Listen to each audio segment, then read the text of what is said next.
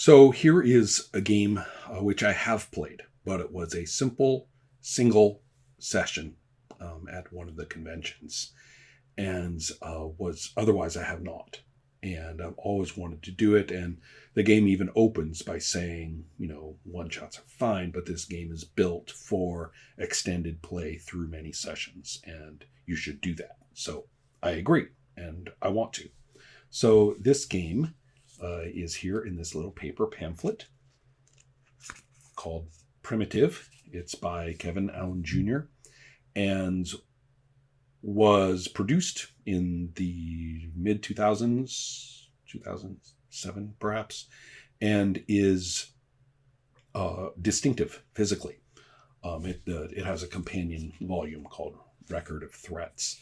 And both of these were made by hand. So the art was done by hand and scanned in. It's very much a charcoaly, it's beautiful. Just some of it's just stunningly beautiful. And all the characters are kind of just these little silhouettes. And it's folded and hand stitched, all completely done, by a human. All of the copies. Pretty sure no other copies were made besides the ones that were brought to that convention. And I don't know if I'm wrong. Maybe there's a PDF out there somewhere. I don't know. But I know Kevin felt very strongly that this was an analog device, and the aesthetics of that were so central to him that he was, at the time anyway, completely against anything except, I made this with my own two hands. You have it, and you play it by touching it. So who knows? But what is the game itself? The fiction of it is cavemen. Now, speaking as an evolutionary biologist with a strong interest in human history, that very word, just crawls right up my back, and I'm like, they didn't live in. Okay, never mind me. Cavemen unspecified by type. So we are talking more about tropes than we are about reality. I would either be biting my tongue real hard, or I would sort of put in stuff that I know just to keep my own self happy. But regardless, the important point is that you have this classic, however accurate, notion of civility versus savagery. And so each character, has those as scores that they can set. The main score actually is this tribal pool of dice, which is used as a common resource, both for character building and for use. And the resolution system also makes use of sticks and stones, and although it may sound kind of gimmicky, it's actually not. The system of which stick and which stone that you stick out there in the course of play, and how that turns into, who goes next and stuff like that, is really intuitive and very easily done without talking. Once everybody kind of picks up, oh, I do this, oh, that, okay, that sets up that way, okay, good. Now everybody just knows, okay, big old conflict situation is happening. Everybody just puts out their sticks and stones, and it's really, really effective for that. I mentioned talking because everyone is allowed to talk in ordinary language as long as they are describing actions, or the game master is describing as well situations, actions, perceptions, and everybody else can definitely say, okay, my guy, hucks a spirit that, the saber-tooth or something. But if anybody is talking to one another in the fiction, you may not use words. You can make any noises you want, and you can gesticulate. But you can't gesticulate in a representative fashion. You can't say, effectively, everybody come here and let's run over there. No, you don't do anything representative. And therefore, the communication has to be built among the players through whatever means they come up with in terms of this very non-verbal and non-representative form of noise making and body movements. When we played, you would not be surprised to know that, leaping up from one's chair and doing, jumping up and down and stuff like that does occur.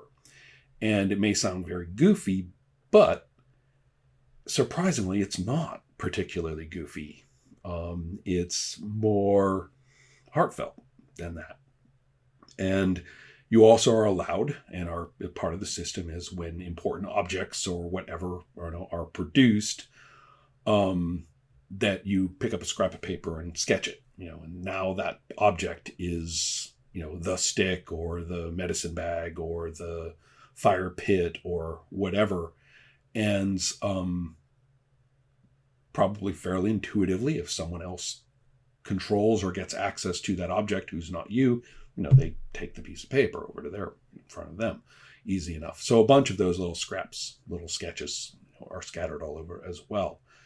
To clarify a bit more, the developments for characters mostly seem to focus on injury and what happens due to that.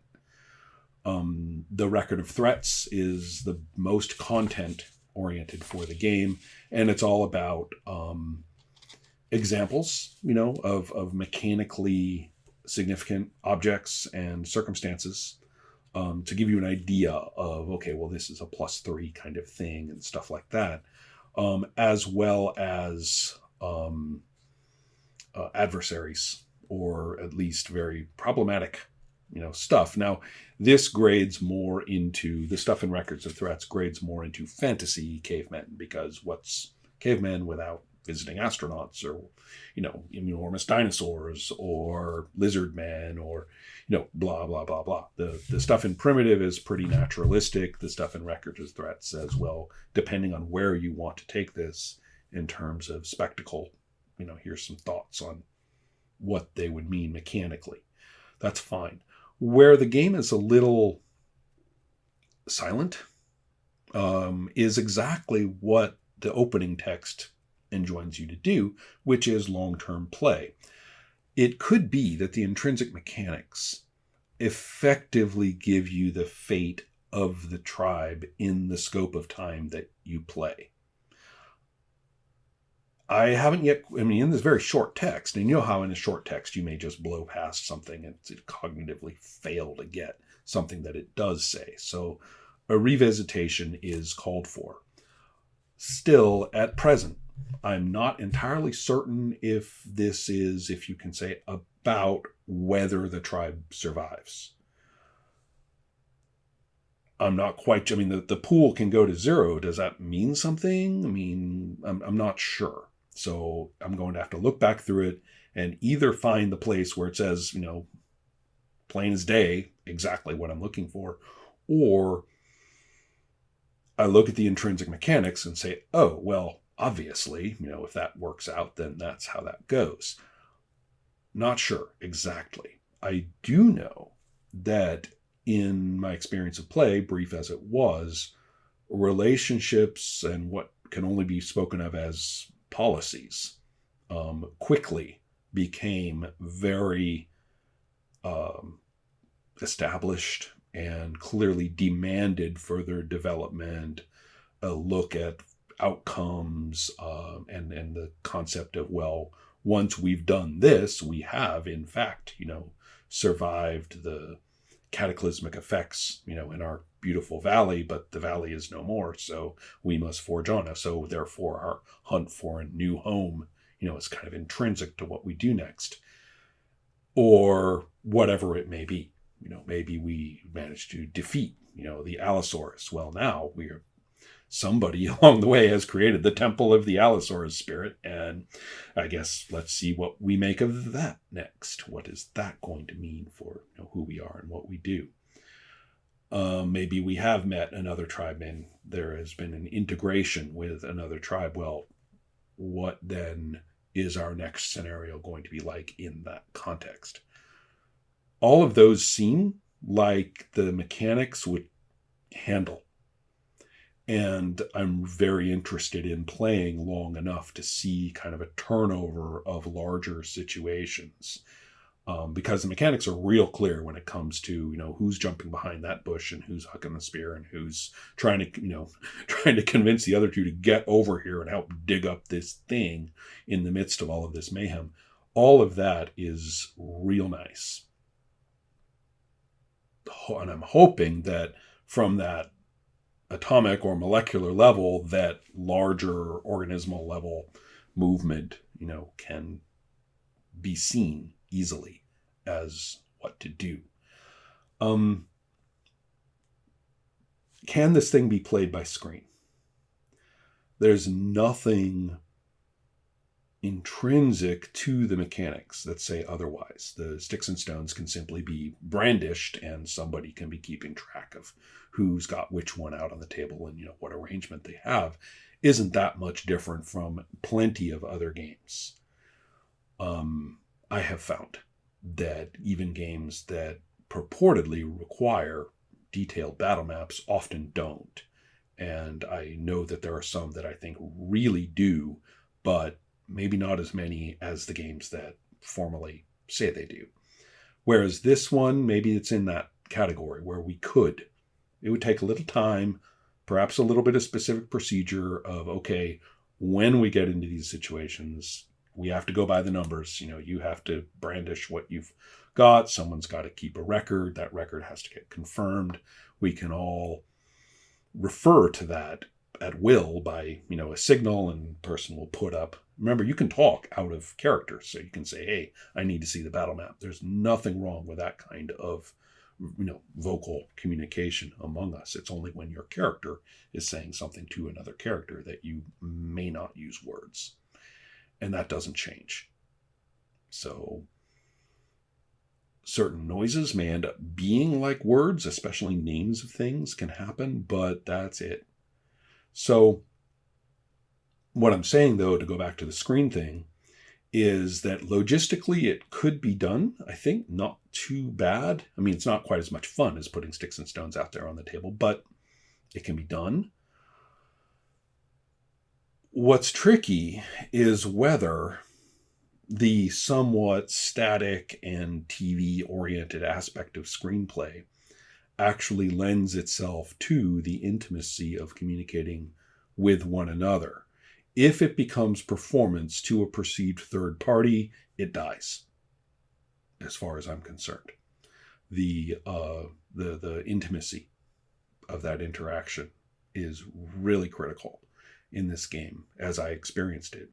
And quite nice. I mean, just thinking back on that game, I can think of the warmth. Even characters who brutally disagreed with one another. I mean, completely different priorities, and we're at each other's throats most of the game. This warmth among us about playing together this way and having that happen is really, it's been well over a decade and a half, perhaps, or toward a decade and a half, and I still have that sensation from that single session of play. Well, however, if we're all just panels on a screen and we're going hoot, hoot, hoot at each other, and that potential of kind of, a full body movement onto, a shared physical space, or the ability to, get up and run around your chair in frustration and sit down again, and stuff like that is not really intrinsically available. You'd have to there's sort of even if one were to do those things, I think there's sort of a hurdle to do them and a hurdle to, sort of translate that as the recipient of, okay, that person is, pounding the table, my table here in front of me. I'm not so sure. So that's another one. This game is another one that I deeply want to play again in this case, and for the first time in an extended fashion, for those reasons and hopes that I talked about. But we may have to wait until, the physicality returns to do it. But until that point, I'm more than happy to talk about it and even to prepare. So let me know.